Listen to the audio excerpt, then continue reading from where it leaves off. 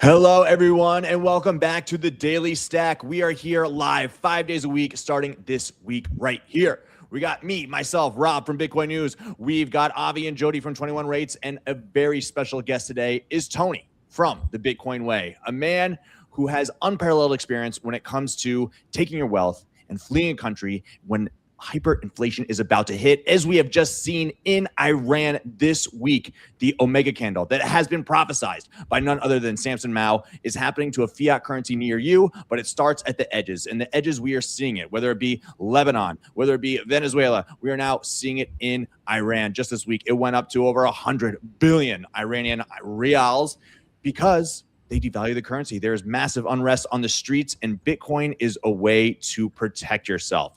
Hello, gentlemen. How are we doing today? Good Fantastic. Coming nice. in. Love it. Yes, every single day. We got to bring it. We are going live here 5 days a week, 12:30 p.m. Eastern. Mark your calendars. Get ready to join us. We're going to have great guests every single week, every single day. Tony is one of the first ones to help us kick it off. So, Tony, please introduce yourself, Bitcoin Way, to the audience, to anyone who might not know of your fabulous company. Thank you for having me, guys. A pleasure to be here. Yes, so I'm Tony Asbeck from the Bitcoin Way. We are a company that helps push out proper education around anything and everything Bitcoin. So whether it's how to do self-custody and getting it right the first time, how to protect your personal cybersecurity, and how to find jurisdictions that actually want you, that are pro-Bitcoin, pro-freedom, that respect you as a human being. We handhold you and walk you through that entire process. It's a white glove service from beginning to end. And so we really, frame ourselves as like neutral ground here. We are not biased or sponsored by anyone. We just push out the truth. And if you want to hear unfiltered pieces of advice, recommendations, tips and tricks, come see us. You'll definitely get it here. Yes, absolutely. You guys have been carrying the flag for years, preaching about self-custody and the importance of self-custody. The fact that this is what separates Bitcoin from any other financial asset, the fact that you can take it, own it, and have it in your head and go across borders when it need be. So, Tony, for anybody who doesn't know your personal story with Bitcoin, could you please elucidate the audience on why Bitcoin was so important to you in your personal life? Absolutely. In my case, Bitcoin literally saved my life. I lived what, those poor folks in Iran are going through now in 2019 and 2020 in Lebanon, where it happened first, where the central banks and the government essentially stole everybody's life savings, and then the currency hyperinflated to zero, in the same situation that the Iranians are living through right now. And that, after many, many, many dark months of contemplating, life itself, eventually found my way into Bitcoin and understood, the truth about money, and essentially that everything that I had thought I knew about it previous to Bitcoin was a complete lie. We have never lived in a free market. The money that, we work with, that worthless paper that we save in a bank, is not money. It's complete garbage, created by a pack of thieves, essentially, that, is created to steal from us 24/7. And so when you experience a rug pull like this, where a Thor hammer lands on your head and nukes your entire life and sets you back to zero, you never forget it. And your lens on the world changes, completely, does a 180. And then once you find out that an option like Bitcoin exists, where it becomes that exit, where that a Lebanon situation can no longer happen in it, well, then, it's a one-way street. And so you just need to learn what it is. It comes from the world of tech. We've never seen it before. Humanity has never had an asset like Bitcoin before, which is why so many folks still have a hard time wrapping their heads around it, which is a valid concern, because I doubted it initially when I experienced it. When I thought it was too good to be true. But it takes doing the work, learning, reading, watching the right videos, asking the right questions to understand, that this is, essentially the torrents of money, peer-to-peer technology, something that is impossible to stop from a tech level. And if there was a way, it would have been done a long time ago for a lot more less important things, right? And so you fast forward to today, 17 years later, Bitcoin's network and network effects have grown exponentially. The decentralization and strength are stronger than ever before. And a lot more people are starting to understand the realities of the world they live in, and that the money is broken. And the reason behind all the misery, calamity, evil, wars, genocides, you name it, around the world, are all linked to that broken money. And so the move towards a Renaissance world is, in play right now. And it's just going to take, for more countries to collapse, like unfortunately Iran is going through right now, for more people to realize that this isn't isolated to other people. Eventually, this is coming to every single country on earth, because the common denominator in all of them is that broken money. Mm-hmm. It is. Jody, do you want to? Yeah, I'm saying, like, I know, I really appreciate the work you've been doing to onboard Bitcoiners. I think now we have a why. I think people didn't always get it, especially in, like, the United States. They didn't have a pain point. They have good banking access. But as you lay out, you experience that in Lebanon. And now it's very visceral if we're taking over, taking a Venezuelan leader, or what's happening in Iran. Today, for the audience, we want to focus on really taking your expertise, Tony, and then helping people understand what they should be thinking about. Like, even if they're not currently in Iran, they should be thinking about, how do you protect your wealth? How do you set up future generations in your clan to be able to prosper and then not lose your life savings? I'll start quickly with the news, and then let's kind of get into more of the juicy stuff that we like to do. So Bitcoin options, calm reigns. What we're seeing now is the Bitcoin options have surpassed the Bitcoin futures market, which shows institutional adoption. We see that companies are looking, or not companies, but institutional investors are investing in Bitcoin. And now we're going to have less volatility if the options market is bigger than the futures market. Tony, I want to ask you on the second point, the Samurai wallet. We saw today, second letter, or from the second founder, a letter from jail and custody has been written. Donald Trump had called out that he was looking to get amnesty for the Samurai developers. You've been a good advocate for open source software. What's been your take on the Samurai situation? It's appalling. It's absolutely disgusting that these poor innocent folks have to endure, time in jail over something that is not supposed to be a thing in the first place. Writing code is not a crime. It's never been a crime. The fact, that someone decided it should be weaponized against human beings that are trying to provide the world, with something that protects their God-given right to privacy is appalling. And to me, it just highlights the fact that the justice system is a farce. There is no legitimate legal system. If a bunch of lunatics can go ahead and change a few words on a piece of paper, and then all of a sudden turn around and weaponize something that against innocent folks, this is something that everybody should be up in arms about. Because even though this specific case doesn't affect hundreds of millions of people yet, the mere fact that someone can change the law so quickly and easily, at some point your turn will come with something. And so that precedent must be completely eliminated, in my opinion, and never allowed to surface again. And these guys that are sitting in jail now for absolutely no legitimate reason should be released 3 days ago. They should have never been sentenced to begin with. And that just highlights, that these folks were working on something that returns the power of privacy to the people. But because it goes against the legacy system, the money printer and the broken money itself, it was framed as a threat to that system, whose entire DNA is around surveillance, control, and just making sure that they have eyes on every little thing that you spend your money on. Something that should have never been in place in the first place. So these guys are now all of a sudden enemies of the state, because they gave humanity a way to protect themselves against this flagrant abuse, and now they're sitting in jail. So I am completely appalled. I hope he releases them. I mean, as a dignified human being, I think it's the minimum that should be done. And a precedent should be put in place so that something like this never, ever shows up on anyone's radar anymore.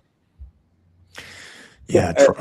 I was just going to follow up there. We've seen this, the chilling effect that you talked about. We saw Ross at Bitcoin last year.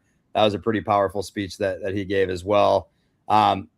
from the Bitcoin Ways perspective, you talked about before the conversation today about like how important self-sovereignty is. We were just touching on it just now as well. But at the same time, we see all these ETFs come in, we see the institutions come in. So all the tools that like are being used for that self-sovereignty, a lot of the inflows, going back to the options piece of it, a lot of that has come in through ETFs. And inherently older folks like my parents, for example, they may want Bitcoin, some connection to Bitcoin, and that's the easiest way for them to do it. So you guys are helping them. But what if like the demand and governments just keep coming down our throats like over and over again, and it's like it's crazy. You see this right. I'm in New York, so we see like Mamdani coming in, and you see in Chicago, and there was a person I think in Arizona as well. And so I'm not going to go ahead and say it's full communism today, but it feels like we're moving that direction where we're more dependent on government. So how are you, over at your company? Is this going to be like a two-tiered like Bitcoin environment where there's the ETFs and institutional side and then the self-sovereignty? Like, how do we create this like plan B for on-chain privacy ultimately? You hit on a lot of really, really good points, and I'll try to unpack them as best as possible. To begin with, we've been living in a fiat world for a very long time. So people have been accustomed to that world, for many, many decades. And human beings are, a bit allergic to drastic change. And so where Bitcoin, completely revolutionizes the way, we live our lives is the fact that it's actually money, with the main distinction is that it's not government or central bank issued. It's it's digital money. It's backed up by code, protected by math and cryptography. There's no living soul who can make decisions about Bitcoin. There's no CEO, there's no company, there's no government, there's no bank, there's no one. But what it does is that it turns the tables on us, the individuals, by forcing us to assume personal responsibility and killing the belief that you still need third parties to protect your money. This is the convenience that we traded our freedom for over many decades, and which has led us to the disastrous situation that you rightfully described as headed towards communism, because that's the legacy system. That's the fiat system by design. Like, it's not like a fluke that it's the way it is. It was designed to be this way. It was just not felt in its infancy. And now that there's a real competitor to that entire world, well, now we're seeing these draconian measures to protect it, because essentially when you've got a bunch of people that have been living for free at the expense of 8 billion people, and now comes this new sheriff in town that is completely eliminating their power and control while they don't like it. And so that forces them to go to extremities in order to lock people into their system and avoid them from learning the truth about this new competitor that they cannot stop. That is fundamentally what it comes down to. Governments and banks and institutions know that Bitcoin is not going anywhere. They may have tried to kill it in the past. They failed. You fast forward 17 years later, it's never going to happen. It's too late for that. So what do they try to do? They continue to attack it, but this time differently. They cannot attack it on a tech level because that's not going to work. So they attack it with by shifting the narrative, by hoping that the ignorance of the masses, is enough for them to not give up, to remain complacent and dependent on a system that is designed to extract from them. So what are these attacks look like? To me, the ETFs, the Bitcoin treasuries, all of this legacy finance using Bitcoin as wrappers are the attacks on Bitcoin. Why? Because again, it keeps you dependent on a system that was designed to extract from you. This is why, when I hear people saying, yeah, but the governments are adopting it and all that. Yes, they're adopting it not because they love it, but because they know it's not going anywhere. And so they want you to believe that Bitcoin is safe now because somehow they're involved. They want you to believe that custody is a service. They don't want you to give up your bad habits of depending on a third party to use your Bitcoin. They want to self-custody Bitcoin, but they want you to remain a slave to their services. And so self-custody is the Bitcoin revolution. It was created for that purpose, to separate the power of money from state. There's no other way to sugarcoat this. And so the more people learn about this and how to adopt these tools and to use and manage and to think about Bitcoin as money, well, this is where we start heading towards a two-tiered system. So the fact that governments and institutions are adopting Bitcoin, that's like, I don't have to like it, but I know it's inevitable because Bitcoin by nature is neutral. It doesn't care who you are, where you come from, what your beliefs are. It just exists as money in a form that no one can corrupt. And so governments are going to adopt it, institutions are going to adopt it. They're going to try to sell the world, with whatever services that they think customers are going to purchase. And again, when you've been used to doing something one way and you don't want to learn, because unfortunately the masses don't like to critically think, right? And so when you're just doing what you're accustomed to doing, thinking it's better to outsource the responsibility to someone else, well, then at some point you're going to learn that harsh lesson that the folks in Lebanon, Venezuela, today, recently in Iran, have learned. That if the money is not in your control, your entire life belongs to someone else. And that someone else has an immense advantage over you. And if they have bad intentions towards you, which we're clearly starting to see, across the world, you're in a very bad spot. You are not a free individual. And so if you want to break those chains, you've got to understand that Bitcoin now is that exit. It is a viable option to 8 billion people. It's not something that maybe you can do. It's something you can 100% do. You don't need to go out and buy an entire Bitcoin. It's a savings technology, not a speculation, not a stock, not a share, not something that you're going to buy and hold to sell for more worthless paper that keeps you dependent on a system that has no good intentions towards you. That's the education that we work really hard to push out into the world, because there's a lot of noise out there. We don't have the resources of nation states that are currently, like shifting narratives, funding, new news channels to push out FUD and what have you. We do whatever we can to prove to people what the truth about Bitcoin is. And I think the world situation is Bitcoin's best marketing department. Like, you can't ask for a better ad for Bitcoin than just to see how things, globally are falling apart. Real quick follow up on that. So I know you mentioned the governments feel like a badger, that is cornered at a certain point where they can't get, from a self sovereignty, it's impossible to stop the tech. But in a worst case scenario, like Executive Order 6102, right? So for those unfamiliar, in 1933, the government didn't allow people to own gold. So is there a situation where, from an OPSEC perspective, that they can go door to door, and if they can track your keys ultimately, or if they're able to say, hey, if you own Bitcoin in your possession, you'll go to jail for life. Do you think, does that disrupt? One, do you think that's ever possible? And I potentially could see it happening, maybe not in the US, but in other countries. And then two, how do Bitcoiners avoid that? I know it's a little hard to obviously track the location of private keys, but if they said, hey, it's illegal, and if you own any Bitcoin, you get the death penalty or you go to jail for life. How do Bitcoiners avoid that? The thing is, nobody has a crystal ball to predict what other people are going to do. Bitcoin doesn't belong to any government, so they have no authority over it, right?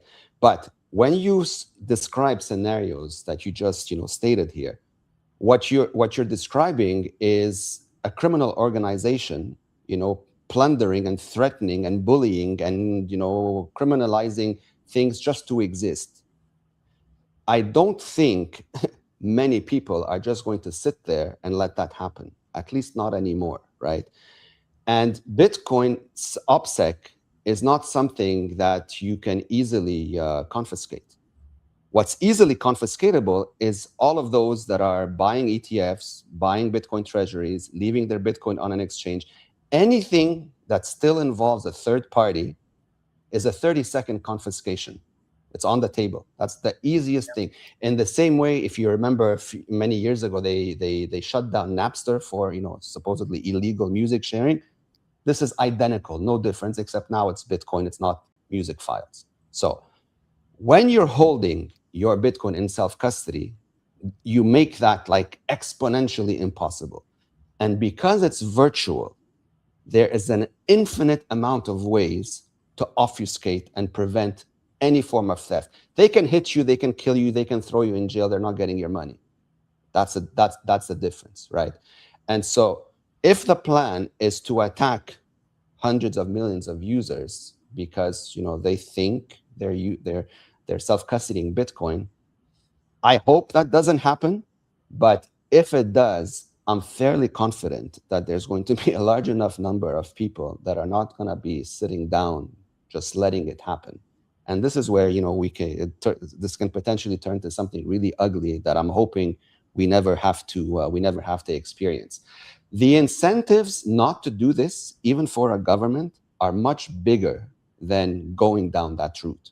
Like a government is much more like if they think for 2 minutes, they're much more incentivized to embrace Bitcoin and Bitcoiners because of the massive contributions that'll bring to the country, rather than demonize everybody and go out on a full-scale war against 8 billion people, which it's not going to be a successful one. So again, I hope it doesn't happen. I don't think it will. I don't put any country off the table when it comes to these crazy things. I know we say, oh, but my country would never do this. Why? If their existence is threatened and they have no options, why wouldn't they do it? We need to get to a point where no matter what they try, they can't move ahead. And this is what we're seeing now in the explosion of open source software, Bitcoin decentralization. The tools are becoming easier to use. A lot more people are understanding that this is money, not a speculation that you leave with a third party. Like, people are starting to focus on these things. They're starting to wake up and pay attention and realize that, hold on a second, I don't need to be somebody's slave anymore. I can reclaim full control over my life, my time and energy by learning 7 or 8 new steps. So if you come from a tech background, there's plenty of resources online. You can sit and watch some videos, do a few trial and errors. Hopefully you get it right. If you don't want to do this, and most people don't, because the mere thought of making a mistake and losing their funds terrifies them, which is a valid concern, then there are people around the globe like us that'll walk you through that entire process. There's no way you make a mistake with us, because we literally click here, do this, do that sort of thing. We've curated the whole thing. We know our recommendations. We have extremely high and strict security guidelines when it comes to self-custody. We will train you from being someone who knows nothing to someone who's as comfortable as we are, using Bitcoin as money in full self-custody, zero counterparty risk, zero third-party custodians, you and you alone. Build an inheritance plan where you can take this infrastructure that you've built, pass it along to your loved ones without the involvement of the legacy system if you don't want to. Bitcoin exists outside the system. It's peer-to-peer money. So can your inheritance plan. Most people don't know that this is an option available to them. We let them know that it is, and we help them build those security protocols that balances the highest levels of security and practicality, so that when they pass it along to others who are not necessarily tech savvy, they can find their way, in that entire structure that we've helped them put together. Tony, so this actually gets into next segment, Bitcoin everyday carry. I think the best way to structure this, we normally do on the Friday stack, every Friday, we'll do a Mount Rushmore. So we're doing a snake draft of, we'll each draft different, topics or answers to a certain question. But here, I think everyday carry, we should let's go around, and specifically want to spend more time on you is short-term spending with Bitcoin, long-term spending with Bitcoin, and inheritance with Bitcoin. I will go first off the top of my head. So short-term spending, I have, I think, 8 different apps on my phone. None of them have a lot of money, so don't attack me. It's probably $20. But for short-term spending, I'll use, I think I have Blue Wallet, I have Blockstream's wallet, I have Zeus, I have a few others, Wallet of Satoshi. So keep, I think, in my regards, $20 on there. So I'll pay for things, day to day, using something that's light, small. If someone took it, it's not a big deal. I am a fan of. I have moved for long-term holding into like something that's either multi-sig, so using multiple hardware wallets, cold wallets that are air-gapped, and then last one, inheritance. That's one I'm figuring out. So I don't have a plan to disclose to each of you. I think right now it's what you would consider a very rough manual process of moving over and transferring over the information for the hardware wallet access. But it's also this multi-sig, so it is secure. It is gapped by like different devices. But yeah, want to jump into what in each of those three categories. What do you think of as everyday carry for what you guys are recommending now? I know you've mentioned open source, Bitcoin focus, but we'll let you take it from there. Yeah, look, man, I mean, when it comes to Bitcoin, fundamentally, what we want people to understand that this is money, that you need to use it as money. It's not solely like, don't buy into the narrative that Bitcoin is only a store of value, because if it's not used as money, Bitcoin will fail because it'll get centralized, it'll get co-opted. There's no more value. The fact that Bitcoin has value is because there's enough people out there that are using it as money, because it's the only way it remains decentralized and secure. Like if you think about it, how many people have enough capital to go out and buy Bitcoin and hold it in self-custody? I'd say maybe 1 to 3% of the global population, maybe those that are paying attention. How many people can use it as money? 8.3 billion people, right? So that is why peer-to-peer is really where the value is. I think it should be used more as a medium of exchange first, rather than a store of value. I mean, it's all three in one, the unit of account too, but you can't pick and choose which part of it you prefer and let somebody else worry about the rest, right? It all has to work in unison. So when it comes to spending Bitcoin, you're right. I mean, there's a lot of tools out there. Hot wallets on a phone are like, think about them as like cash in your pocket. You don't, I mean, it's all relative to every person. Like for someone, $50 is enough. For someone else, $500,000 could be spending money. It's all relative. But the point is, it should be money that you are okay losing, right? And so when you carry that amount of money with you, you have Bitcoin at your disposal. So if you have a merchant that accepts it, you pay them natively in it. In fact, you encourage merchants to accept Bitcoin so that more regular folks start seeing it and understanding subconsciously that this is a new form of money, right? So this is what we do a lot here at the Bitcoin Way, is that when we encounter clients that own businesses, for example, we help them build infrastructures to accept Bitcoin, and in fact offer incentives to get paid in Bitcoin. So if you have a product that's being sold for $100, and now you're able to accept Bitcoin, well, we tell folks, well, offer it at a discount, like $70 if somebody pays you in discount, because you want them to pay you in real money, not that worthless paper. And so because of that, considerable discount, people are going to like, okay, well, what do I do? Like, how do I pay this? What is this thing that I'm getting a $30 discount on? And so you start, opening up the minds of folks that have never considered Bitcoin before to start thinking of it the way you want them to think of it. And recently, Square and Cash App like unleashed hell when it comes to that in the US by giving 4 million, merchants the possibility to accept it with a click of a button. That is huge. And folks can even pay these merchants in Bitcoin, even if they don't have the Bitcoin initially, because the app itself acts as the middleman. That is huge. Like, this is one of the most bullish news that I've ever read. And I'm expecting more news like this to come about as the tools and apps and hardware and software become more mature, more simplified, easier to use, more accessible. You become, that becomes that unstoppable train. So this is what gets me exciting. I don't focus on price and charts. I don't focus on government regulation. I don't focus on institutional adoption. I focus on the Bitcoin network effects, because that is ultimately what makes Bitcoin so valuable and why it's taking over the world. As more people get to know it, as more people have easier access to it, as more people adopt it as money, you cannot stop this technology. It's too late for that. If they wanted to do it, that should have been done on year 1 or 2. Now, it's a lost cause. So don't even waste energy contemplating that thought. But then again, you can expect different creative narratives. We had the quantum FUD coming out. Oh my God, supercomputers are going to nuke Bitcoin. It's going to go to zero. Says who? says some idiot out there that is just, putting out information for engagement. That is not true. Follow the facts. Follow real intelligent people working on real solutions to address this nonsense. Bitcoin is the world's most valuable asset. We have never seen anything like it. Believe me when I tell you, there are millions of eyes watching the Bitcoin code 24/7.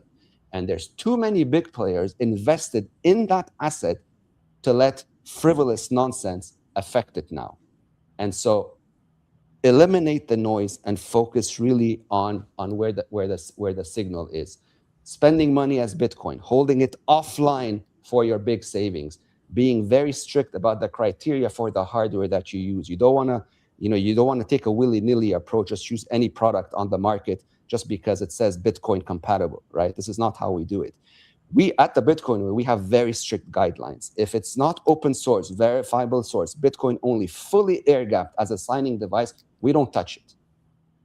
Even though the risks with other products may be low, if there's an option to eliminate that risk, we will take it. And I'm the type of individual that'll update my entire setup every 20 minutes if I know there's a better way to do it. And I will push out that recommendation right away. Because this is the most exciting opportunity human beings have ever had. This is not something to say, oh my gosh, it's so much work. This is something to say, holy shit, man, like this is like Disneyland in my hands now, right? And so I want to learn it. I want to optimize it. I want to fine tune it because it's going to take me to a world I've never known before. The purchasing power of individuals focusing on Bitcoin today and the last 17 years is something you're going to read about in history books in about 100, 200 years from now. Like to find a Bitcoiner holding a UTXO, that's like finding like a needle in a haystack. It's going to be like so ridiculously expensive that the mere thought of having it is like no chance, right? Yeah. But because we're so early, we take it for granted. And so again, it comes down to education. It comes down to making people focus on the right details, the right signal, and not get carried away with all the nonsense that's out there. And so you're talking to people every single day, and your team is, who want to take further control of their Bitcoin, of their financial security, and their life. And your company has been built in the last 2 to 3 years during this proliferation of Bitcoin ETFs and Bitcoin treasury companies. So have you seen anybody come to you who got started from Bitcoin ETFs or treasury companies and then want the real thing? Absolutely. Yeah. Look, people have to come to Bitcoin their own way. You need something to attract their attention, whether it's the ETF, whether it's a Bitcoin treasury, whatever it is, it doesn't really matter. You want people to focus, to understand that there is this thing called Bitcoin. How they get into it initially is not really my concern. What their final destination is, though, that's more important to me, because I need them to, they understand that this is something that they must have. Now they need to understand that this is something that they can own. And by owning it is the only way they win with Bitcoin, because that completely eliminates counterparty risk. And we provide the tools and education to help people have confidence in themselves to do this, because initially everybody's petrified, like, holy shit, what if I make a mistake? My computer breaks, my money's gone. Valid concerns, no doubt. But once you're taught the skills, you repeat them enough time, you build enough muscle memory, you do this on autopilot, irrespective of the amount of money that you're dealing with. Like when you have a cup of coffee, do you think twice about it? No. When you get in your car and you drive, do you think twice about it? No. But when you first got behind the wheel, your first day, sure, you were nervous. There's nothing different here. And initially, you don't have to get started with your entire life savings. You start off with like a silly amount that you just experiment with until you see it in motion, you build the skills, you build the confidence. And then once that clicks, whether it's $5 or 5 billion, the steps don't change. So if you're doing this, in 30 seconds with a $5 transaction, you can do it in the same amount of time with a $5 billion transaction in Bitcoin. Steps don't change. That's something that when you first tell someone this news, they're like, they're taken aback. Like, are you sure? I'm like, I'm 100% sure, because that's the power of Bitcoin, right? No middleman, point A to point B whenever you want. Power in your hands. Self-custody is the most empowering human feature you can ever have. That's why I call it Bitcoin like the 9th or 10th wonder of the world. It eclipses everything we've ever known because it's not optional to 8 billion people. It's money, the elixir of life. You cannot live without a form of money to communicate with other people. So you mentioned before, and I want to, for the audience that's a little bit newer to Bitcoin, you mentioned air gapped and you mentioned open source. Can you help define these terms for someone you would be speaking with that's a beginner, very new to the space? Absolutely. So an air gap device, basically, it's a device that never connects to a computer. The seed phrase, the private keys, your 12 or 24 words, these are generated offline, and then they're secured and kept offline forever. And of course, you learn how to build redundancy and so forth. But that seed phrase alone is not enough for self-custody. It's good as long as nobody finds that seed phrase, but we don't rely on that probability, right? So there's other moving parts that you can also add on to that seed phrase in order to secure it and lock it down even further. And of course, there's also, proper protocols to follow, redundancy to follow as well, keeping them in different locations. All part of the training into how to properly secure your Bitcoin, and more importantly, know how to recover it should you need to do so, under whatever circumstance. The other thing that we also let people know is that the hardware doesn't matter, which is, again, why this is so empowering. If you start with product A and you lose it, or it breaks, or something happens to it, you don't have to worry. Your money is not gone. Your money is never sitting on any piece of hardware, be it your computer, your Bitcoin node, your air-gapped wallet. It's not there. Your money is on the Bitcoin blockchain, and these devices simply tell the blockchain that this little piece of it belongs to you.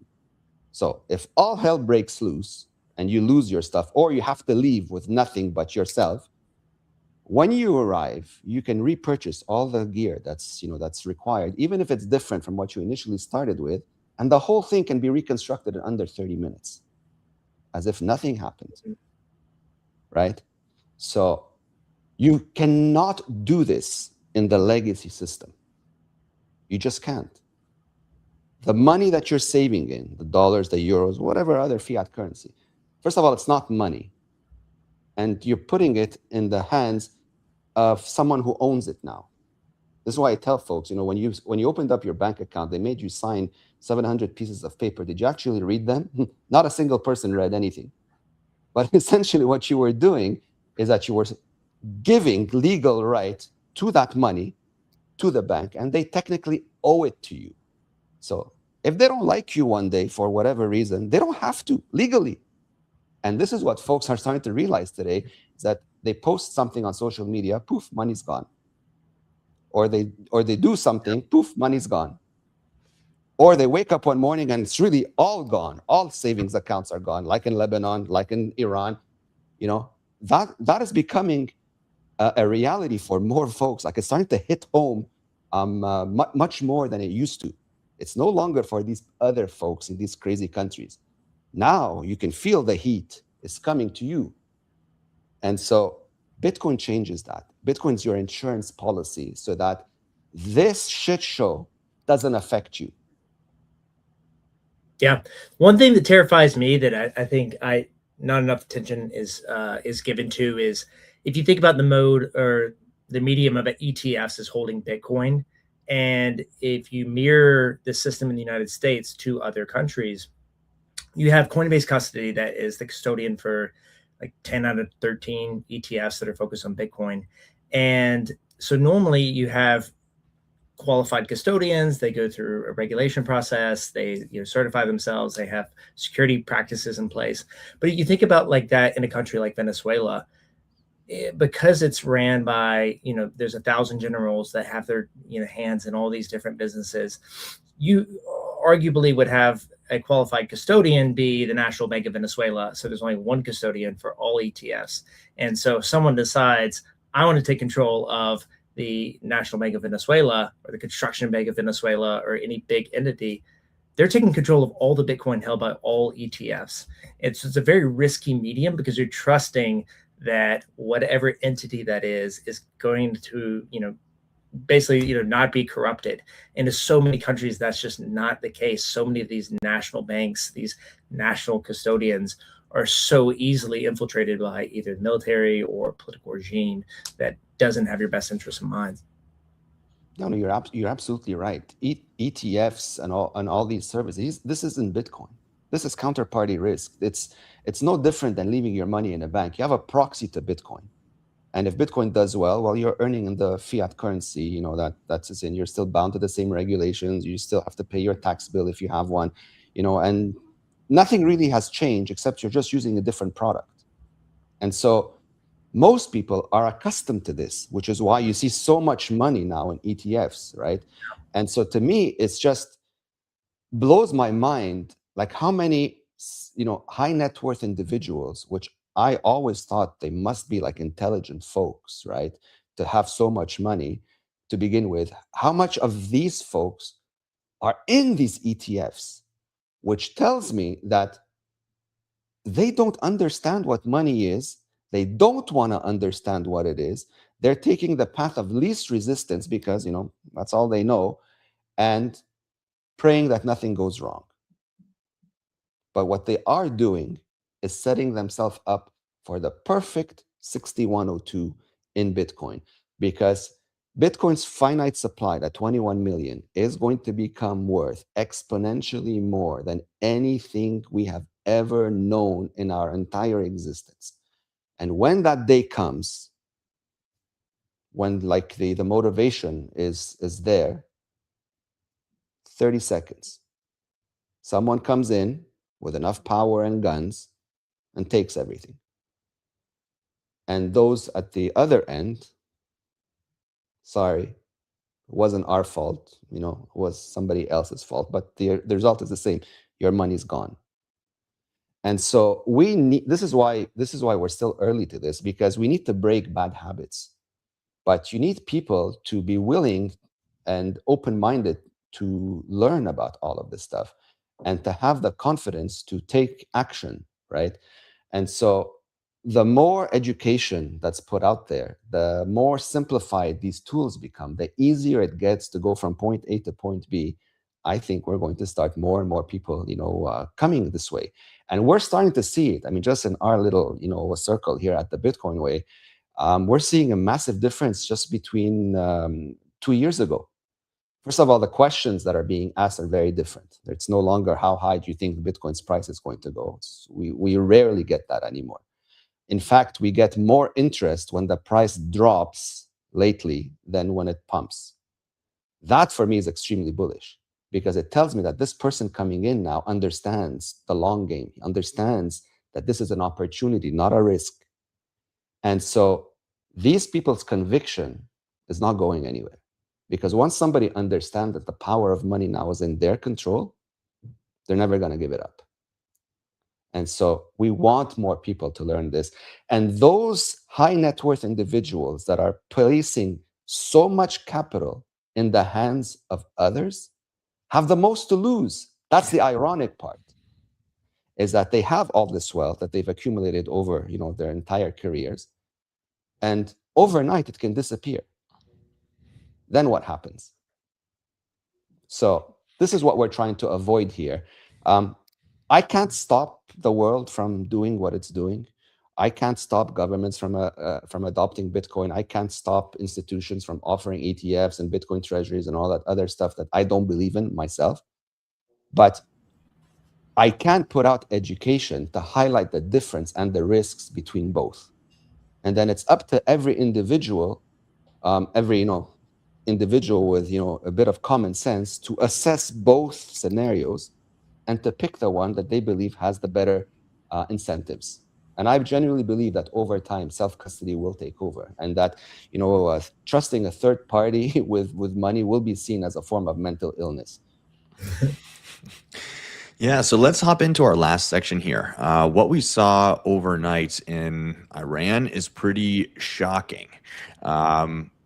If you can see it here on the screen, try to make it as big as possible there. But yeah, I mean, we had an Omega candle, right? This was back in 2023 after the Bitcoin crash to about 15,000.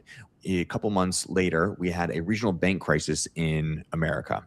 And that led to Balaji, the former CTO of Coinbase, and somebody who has been a big Bitcoin proponent, but as well as some other coins, whatever. But he put out a Bitcoin bet. He said, these banks are going down. We are going to see hyperinflation in America very shortly, and that within a matter of months, Bitcoin is going to go to $1 million. And thus this iconic graphic was born, where it was just a flat line on the bottom. All of the price action looks like nothing compared to that one moment where everything changes. And that is what we just saw in Iran this week, right? Of course, there's been protests since the beginning of this new year, and they've really escalated over the last 3 or 4 days. The internet has been officially been cut in Iran for over 120 hours. Nobody is really able to get much information out, but of course there are some links, some Starlink connection and whatnot able to surface and be spread online. But we saw this price. When your fiat is a confidence game, and overnight it can collapse, and that is what we saw in Iran, going up to the price of 103 billion Iranian rials in very short order. So yeah, I mean, that's 100 rials per sat, right? Absolutely insane. And so this last section here with you, Tony, we want to talk about, okay, so how are you prepared in a situation like this? What kind of steps do you need to take beforehand so that, say, there is a currency crisis, things flip overnight, you're able to leave, you and your loved ones are able to take your wealth with you? What do you need to have prepared? What do you need to practice? And what should those in your family, in your party, know in order to be able to, say, cross a border with your wealth in your head or on a device? What is the best practice, and what should we do here? You need to be prepared. It's as simple as that. I mean, step one, you need to protect your money, Bitcoin in full self-custody, because when all hell breaks loose, the custodians are no longer there. Like, you have access to nothing except for what you physically have. And so if you can't pay for anything, well, then you're stuck. And the other part of the puzzle that's now also becoming, just as important than protecting the money is really protecting yourself. If you're living in a jurisdiction where you're starting to see the red flags, which are, for example, an extreme push towards tyranny, whether digital IDs, central bank digital currencies, requiring verification to use a search engine, like, all of these are massive, massive red flags, pointing towards a disaster, an imminent disaster. When you see these, if you're in a position to leave, then you should consider it. Because even though the money is safe, like, let's say you do have your Bitcoin in self-custody, but you're stuck in Iran, where there's violence and chaos and people killing each other all around you. You're not safe. Even though your money is okay, you're not. And that's a bigger problem. And so the self-custody and the plan B today, in my opinion, they go hand in hand. Most, like, if you're in a position where you can't afford to leave, that's one thing. But if you can, you definitely should consider it, because it's all part of the insurance policy. Not everywhere is doom and gloom. Like, if you read the news, you might assume that, oh my gosh, like, no, there's nowhere to go because they're all going to hell. That's not true. There's many places on the planet that are not engaging in any of these draconian measures, and are welcoming individuals to them, because they see the value in human contribution. Like, their incentives aren't to continuously attack and abuse and plunder to extract value. They know that if people come on their own volition, human beings can create amazing things. And if they come with their money, that money is going to be used to build these countries in ways we've never known before. And so the journey to self-sovereignty, man, it's no longer like a one-trick pony. It's different elements that we need to think about now in order to be able to transition from point A to point where we're sleeping well at night, knowing that our money's okay, we're okay, our families are okay, there's no one coming after us to hunt us. Like, we don't have to worry about these headaches.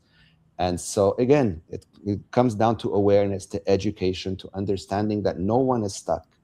There are millions of folks around the globe that'll go out of their way to help folks. Bitcoiners in general are that type of people. I've never met a Bitcoiner that is not willing to help in whatever capacity that they can.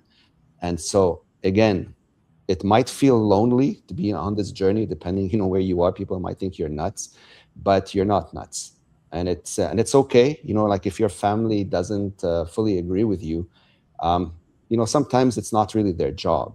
Your job is to make sure that they're okay. So if you're the one that sees the light and you're in a position to, build that insurance policy for everyone, they will thank you later at some point. But somebody's got to do it. And so just do it without expecting, some form of recognition. I was guilty of that initially, but I stopped doing this because I understood that I'm not going to win everyone over. But if I'm in a position to help, at some point they will come around and admit that they were wrong. But the point is, you need to get from point very bad to point very safe as quickly as possible. On that journey, I know we talked about our local Bitcoin meetup around the security of having a 12-word seed phrase versus 24-word seed phrase. I can't remember who brought this up, was saying, 12 words is fine for most people. Like, it is just as hard, or not just as hard, but it's mathematically very close to having a 24-word seed phrase. So want to validate that with you. And then second would be, if you're someone in Venezuela and Iran right now, are you recommending memorize those words? Like, that's number one, is memorize those words. That's what you're taking across the border in your head. And then worry about any type of metal seed stamp or hardware wallet or any other device, just in case of confiscation. Yeah, absolutely. I mean, it depends on the situation. In Iran right now, you're in crisis mode. So you need to do anything just to get yourself out of harm's way. And you need to do it in the quickest possible way. So if that involves, memorizing 12 steps, that's like your quickest path to protecting your money and taking it with you, then yeah, absolutely do that. And then, when you're somewhere else where you're a bit more calm and there's no immediate threat to you, then you can work on perfecting that model and scaling it upwards. But you act based on imminent needs. This is not like, you don't have to get it flawless from day one. It's also a journey, and there's no such thing as getting it flawless. Like, even for someone like myself, I'm always learning and perfecting and tweaking and fine tuning and changing and redoing, when it's validated, right? And so again, people in crisis situations, their options are not as abundant as you, right? I mean, they have to really go, they have to leave the fire. And so they have to do this as quickly as possible. So yeah, I mean, 12 words is it's an amazing superpower. So why not have it, right? And to be able to cross a border with your wealth in your head is very, very important. There's so much going on in the world, and Tony, I really think that you are one of the best advertisers, proselytizers of Bitcoin.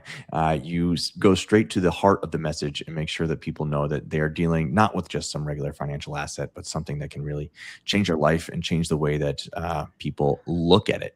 So for people who are just starting, what are some of the good resources that you like to send them on their way with? Resources as in learning about Bitcoin? Yeah, books, podcasts, anything. I would send them to people who deliver a real signal. Like people like Saifedean Ammous, listen to good folks, like Jeff Booth. Recently, I've been a big fan of Simon Dixon. He's gone down the research rabbit hole like no other person I've ever met before.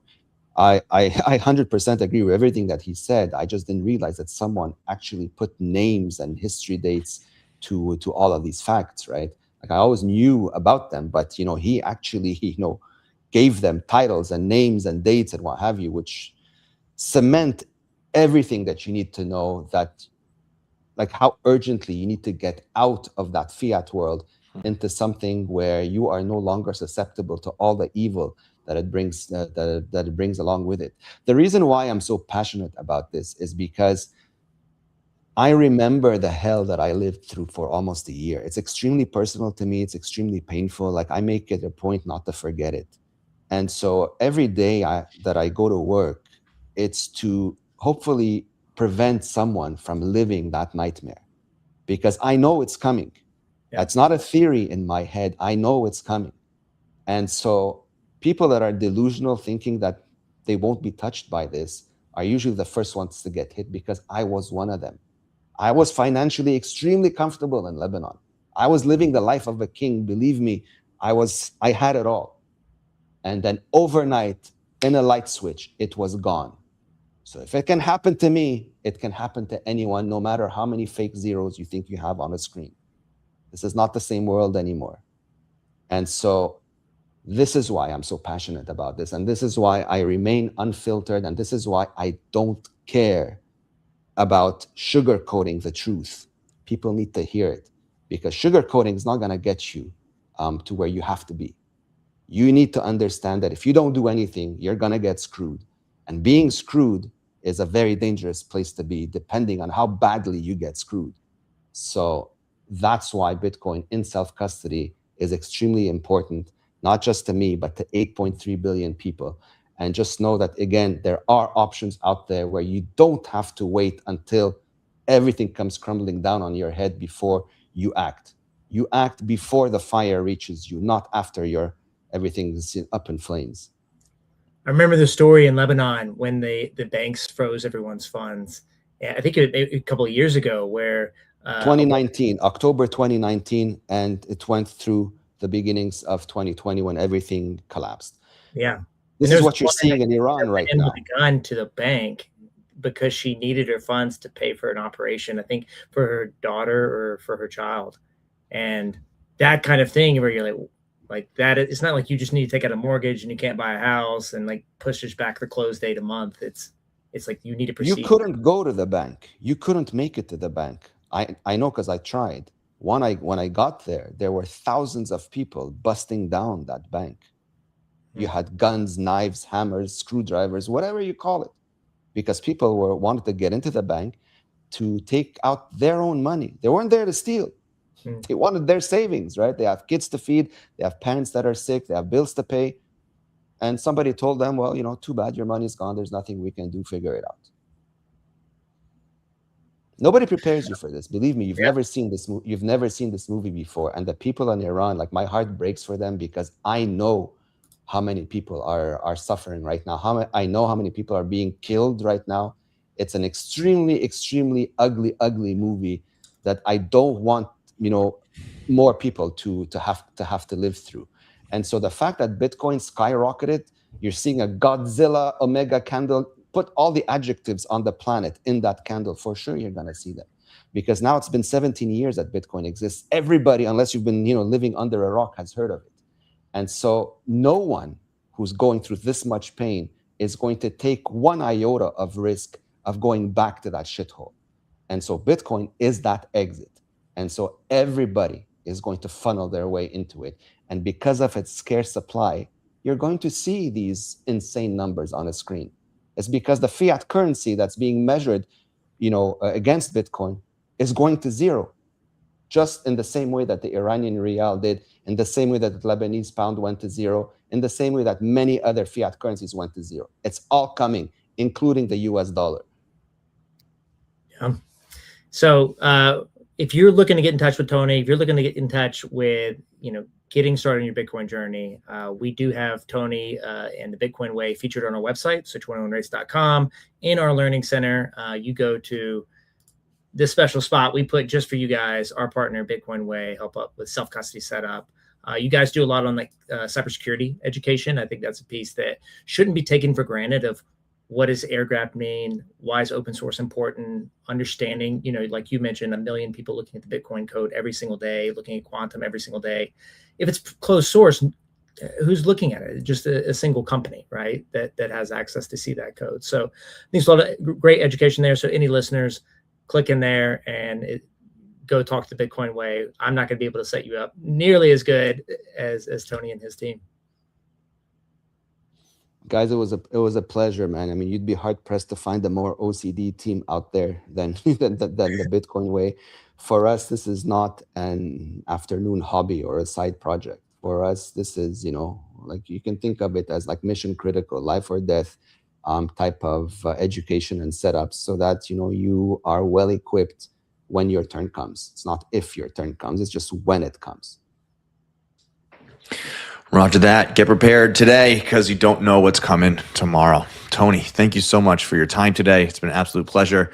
It's really a masterclass to hear you because you speak from experience and you are still learning yourself. You are a constant student. You're always upgrading your setup and you are quick to disseminate that knowledge to the rest of us. So appreciate you coming on and would love to have you on again and again in the future. Anytime, guys. Thank you for having me, man. It's been a blast. Yeah. Thank you, Tony. All right. Cheers, everybody. That's been the Daily Stack for this day, Tuesday, January 13th. We'll be back tomorrow, 12:30 p.m. Eastern for a market show. All right. Thanks for tuning in. Make the Daily Stack a part of your daily routine.